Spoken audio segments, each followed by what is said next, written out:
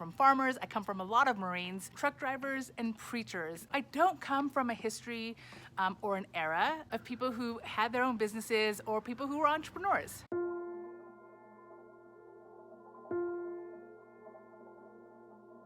Now, I was raised in a traveling family because the Marine Corps did move my family, and then my dad actually worked for Walmart for several years, and Walmart moved us a lot more than the Marine Corps actually did. But when I had just turned 17, my dad got sick of it. He got sick of having a boss, he got sick of dealing with corporate, and quit. And he moved us from where we were living at the time, which was Antioch, California, and he moved us all the way to Georgia, and this was the summer before my senior year of high school. And he started his own vending machine company. Now, my dad was pretty successful actually with this endeavor, and it was kind of neat to see the behind the scenes, but to be honest, the majority of my attention was focused on finishing high school, getting into college, and figuring out what the heck I was gonna do with the rest of my life, and who was going to pay me to travel, because that was still something I wanted to continue doing. I wanted to continue moving and seeing new places. I really loved the idea of going overseas. Up until that point, the only place I've lived outside of the US was Japan, which is where my dad got stationed for a time and also where my mother is from.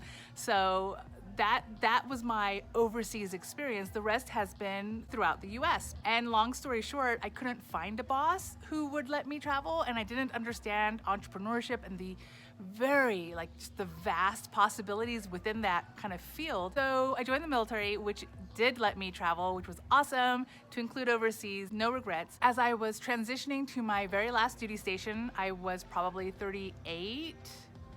At the time, I had about 4 years left in the Navy. I knew that I was going to retire right at my 20-year mark. Alex was having a little bit of a hard time with my deployments, with not being near me. So I had 4 years to figure it out. So while working full-time, while being a single mom, I started a couple of things. I started a blog. I did that blog about 3 months before I quit. And I wrote 2 books. Shortly after publishing my second book, I just had a come to Jesus moment. I just had a realization that I sucked. And I ultimately deleted those books off of Amazon. Now, they didn't stop me from writing a third book, which is still available and is probably my most consistent sale. And that is about how I taught my son how to read. And I think the reason why that book, while I don't think it's perfect by far, but the reason that book stuck, the reason why I didn't take it off the shelf, my first 2 books attempted to explain the military. And that it's just gonna take more than a book. It's just a huge, huge topic. So I bit off more than I can chew. So those books aren't available. But with my dictation book, which also in the name tells you 90% of what I did to teach Alex how to read, in that book, I focused just on one thing, on one subject that was bite-sized. It was a lot more easy to handle in a book. Now, I do wanna make an update to that book because as I parent longer and longer, I realized more things about why my method worked and maybe other methods I could have tried. But nevertheless, it is a true reflection of what I did at the time. And so like I said, that is still to this day probably my bestseller, not the bestseller on Amazon, but just my personal bestseller. I get the most consistent sales from that book. And shortly after that book, I decided to start a subscription service for kid books. That one lasted less than a month. There were 3 things that kind of stopped that from happening. Number 1 is I lean minimalist.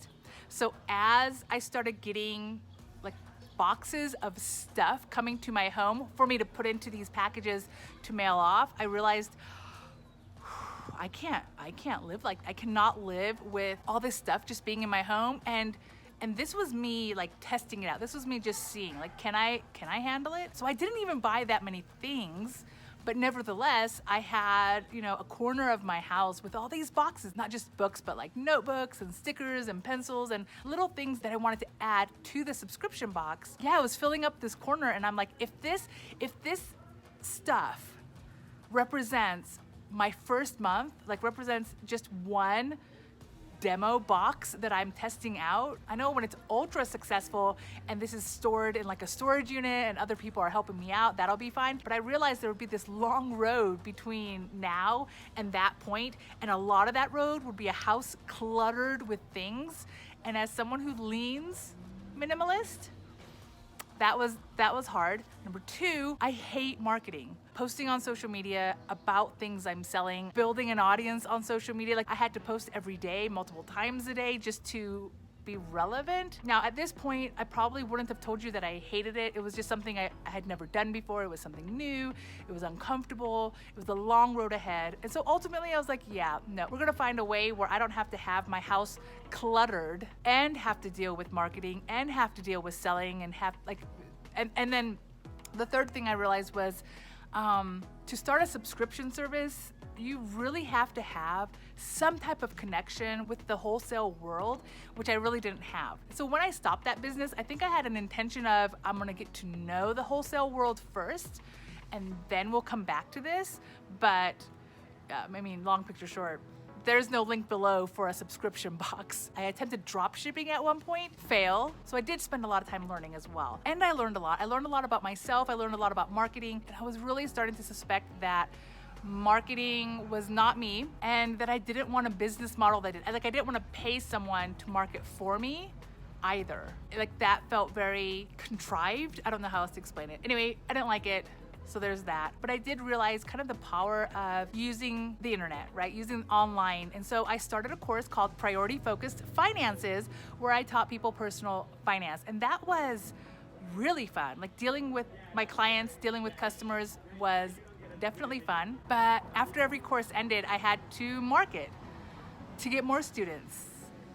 And I did not like that at all. So ultimately that had to stop. And so the last thing I tried before retirement was network marketing. I got introduced to Modere, which at the time really focused on its coffee products. I still love those products to this day. Now I did travel with these products during RV life, as well as a little over 6 months in Mexico, but it wasn't sustainable. Like they don't deliver directly to Mexico, and I would have to go to the US then to pick it up, and I would have to pay for checked luggage every time. Like it became kind of a hassle. So I do still love Modere. I love the products, but I'm just a sometimes customer when I do visit the US and not a marketer anymore. But again, with network marketing, while I love the method that Modere used as opposed to a lot of other companies, it's still required. It's still required being on social media all the time. It required talking, not necessarily about the product, but creating this brand, right? Creating a brand on social media, and that required my talking about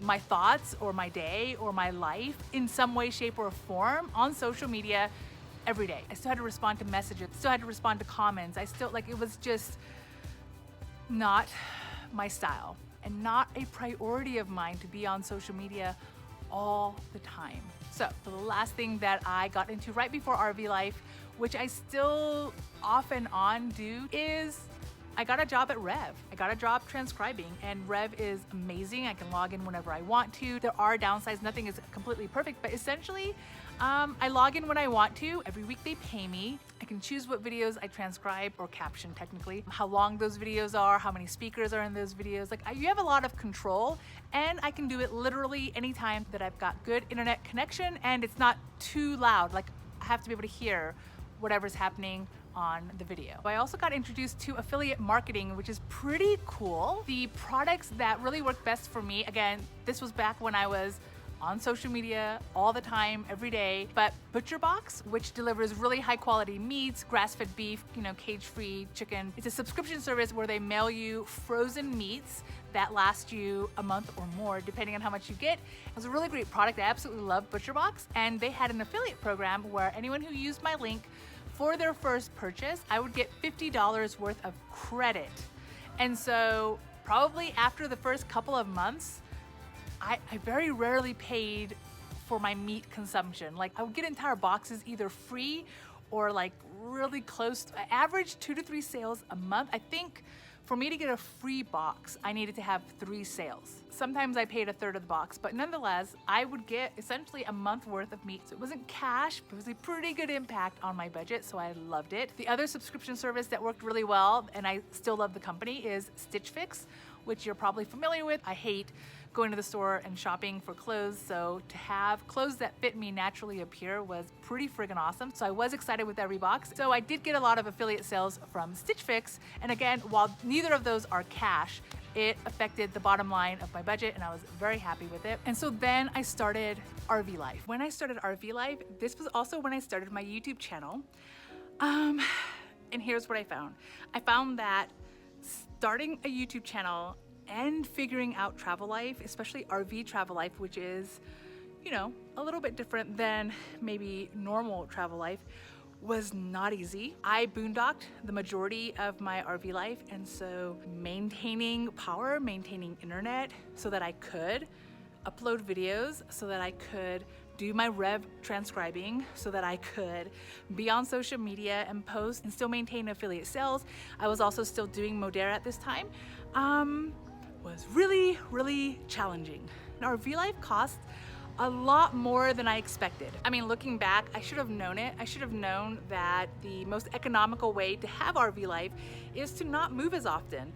But I was moving about every 3 days. We were always going to a new campsite. We were always testing new places out. Yeah, so we did a lot of things. We had a lot of fun and it cost a lot of money. And so my biggest income source, my biggest place that was paying for RV life was sadly my savings account. And so when it came time to get braces for Alex, I had to think hard. I needed something sustainable, and Mexico made the most sense. Really one of the best decisions I've ever made, because as soon as I got to Merida, we were no longer in the red. Instantly, no longer in the red. I stopped promoting Modera because I knew that these products don't ship to Mexico and it really didn't align with my lifestyle anymore. And I, of course, stopped talking about ButcherBox and Stitch Fix during RV life, because it's not like I was gonna get a package of meat delivered to my RV while I'm moving every 3 days. And so by the time I got to Merida, my income source was, of course, my Navy retirement and Rev. I did have my dictation book still for sale on Amazon. It's still there now, but it really wasn't bringing in a whole lot. So essentially, those were my income sources. Rev and my retirement, just the fact that I didn't have to dig into my savings was probably my biggest psychological win. And so while I wasn't hemorrhaging money anymore in Mexico, I also wasn't saving that much. I was still doing Rev, but I was only bringing in maybe $500 a month through Rev. And so while that definitely helped with having fun in Mexico, it really, I wasn't saving. I wasn't doing as much. And 2020 changed a lot of things because the tone of the videos I was starting to find on Rev really changed in 2020. At first it was okay, and then it became super negative. I don't know how to explain it, but the vibe on Rev was actually depressing me. And so for a while there, I stopped doing Rev, which meant that I was bringing no extra money in. Luckily, we're in quarantine at this point, so I didn't have to spend as much, but it started to worry me because my Navy income really isn't sustainable all by itself. And so during quarantine life, with this extra time that I suddenly had, I took about 2 to 3 months really focusing on book writing. And while I don't think I'm, anywhere near, good, I did write my Single Mom Travel Adventure series and a lot of low content books, some of which are under my actual name and some of which are not. In the last 12 months, I've earned $2,000 from the sale of these books. Some are paperback, some are ebooks, and some are actually on Audible. And so $2,000 in a year is certainly not a lot of money. However, I don't write books right now. I don't promote the books. I don't talk about it really ever. And yet I'm bringing in, we'll say $50 a month on average.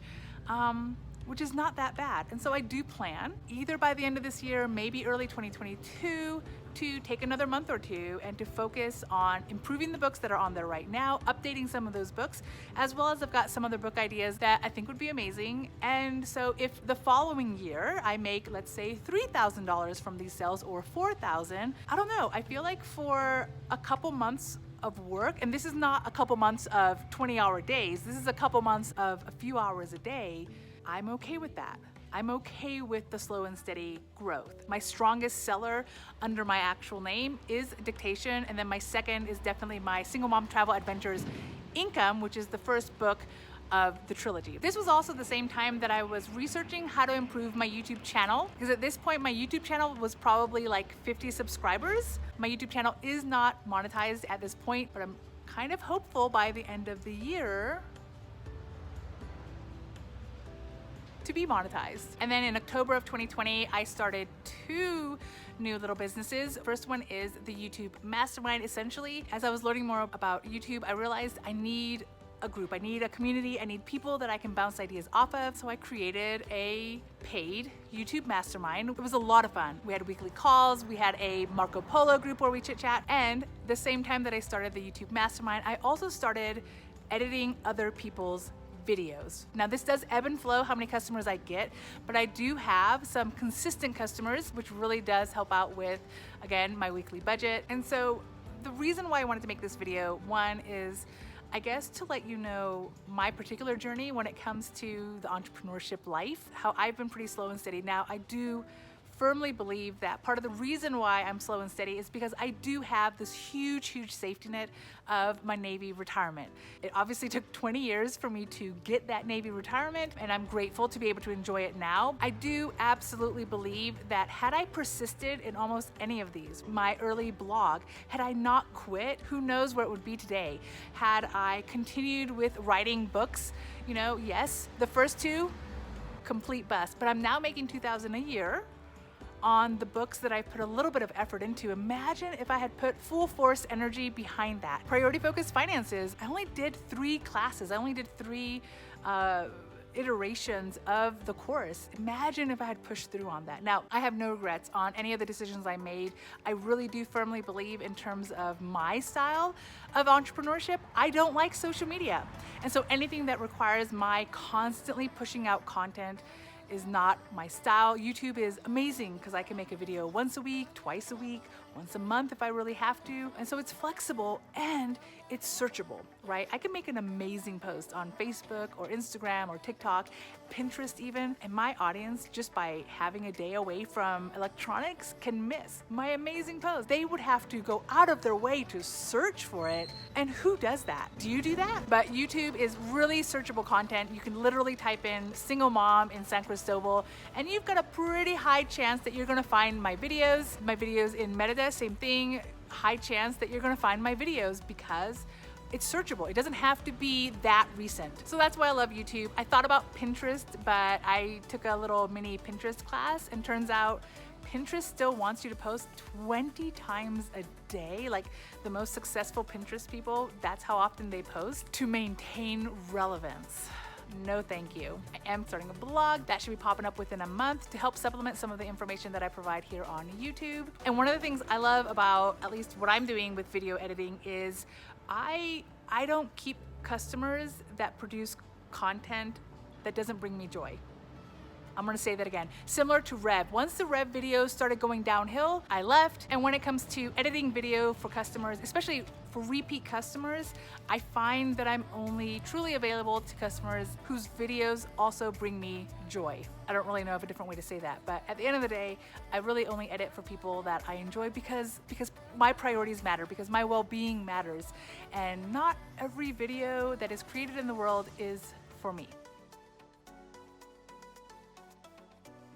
I did recently log back into Rev, and I can tell you that this week it's been pretty amazing. And so I'm going to get back into the rhythm of Rev and see if that's something that I can kind of get back into. Now we know that this is the amount I spend each day in San Cris, not including rent, and then this is how much I spend per day with rent. So my challenge to myself is to see which of those numbers I'm able to maintain throughout the week. To be completely kind of transparent with finances, I am still not saving or investing near as much as I need to. And so having a sustainable side gig is very important to me. And last but not least, I do have a very small Patreon channel that is growing. It's really fun to post videos or post like behind the scenes information on there. So I am enjoying it. And that is my entrepreneurial journey so far. It's not necessarily the most successful. There's been a lot of fails up to this point, but I've learned so much from each of the fails, and I've learned so much from my successes that I really think this is sustainable. Now, the entrepreneurship journey for me has been super challenging. I think because it's such a huge mindset shift. It's a different lifestyle. It's a different way of thinking. You'll notice that the jobs that I've ultimately landed on right now is video editing. It's trading time for money, right? It's doing a job for someone and then getting paid.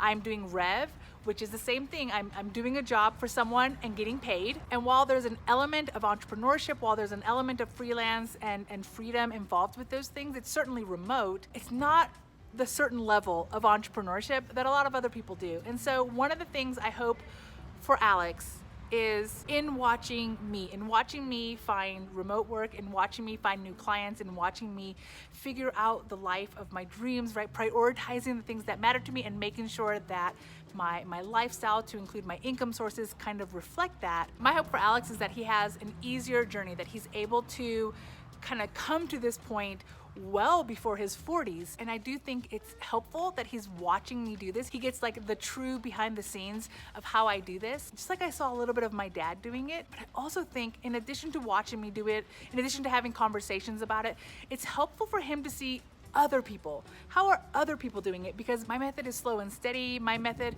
like at the end of the day, it really is my Navy retirement that's ultimately funding everything. It is the working for 20 years for a particular employer that has allowed this life to be possible for me. But there are so many other entrepreneurs that are able to do this without a military retirement, without that safety net. And while I have no problem with Alex joining the military if that's the route he wants to choose, I want it to be a choice. I want it to be a full 100%, I want to serve. That's why I want to join. And if that's not the reason that he wants to join the military, then I want him to find another route. I want him to figure out a different way for himself. And luckily, in addition to getting the behind the scenes of how I'm doing things, he also has a network of people around him that can show him their ways. And so of course I'm going to highlight my absolute favorite instructor, which is Karen Matamoros. She is the founder and creator of Project Caring, which provides a directory for essentially homeschooling parents who want an alternative way to teach their kids. But she is also an instructor herself. She teaches a course called The Young Entrepreneurs, where she takes a bunch of kids and she teaches them. She teaches them from idea to the sale. It goes from, what kind of business do you think you want to dip your toe into? Let's do it today. Not let's do it when you're an adult. Not let's do it later. Not let's imagine it. No. It's think of an idea. How can we put that into effect today to make a sale? And not only does she teach the class, but she's building a community. These kids now know other entrepreneurial kids. They have a network now of other friends who are doing the same thing, or at least have experience with the same thing. She's building not only a foundation where the mindset of being an entrepreneur is not going to shock Alex. And so for myself, there's still an element of mindset shift. I do the slow and steady because that's how long it takes my mind to kind of wrap around it, because I don't fully comprehend the 0 to 60 concept because it's so new. Again, I come from a background of hard-working people, not necessarily entrepreneurs, although in our 40s and 50s, we've absolutely been playing with it. But for Alex, I'm really hoping that it's not as much of a shock, that he is used to the behind the scenes, he's used to these different ideas, and so implementing will hopefully be easier for him than it has been for me. And so I think it really helps that we're building a community of entrepreneurs, that we're building a community for my son to watch, not only other adults creating their dream life, but he's watching the kids dip their toe into it. And so of course you know that Karen Matamoros is not only an amazing instructor, but she is also my friend. And I have talked her into something that she has never done before, which is to give a discount. If you've never taken one of her classes, she does have other classes, not just young entrepreneurs. And so if you use the link below, you can get a 10% discount off of your first course. Now this is for new students only and only off of your very first course. But if you have been interested, if you've been dying to see how your child will enjoy taking this online course, now is the time. September 20th, she'll be starting her next class. And so you are going to want to get in on this deal today, because the Marine Corps moved, buenos dias, side hustle. Buenos dias. Buenos dias. I don't know if you can see him, but there's a guy, and everywhere I've walked today, he has also been recording himself.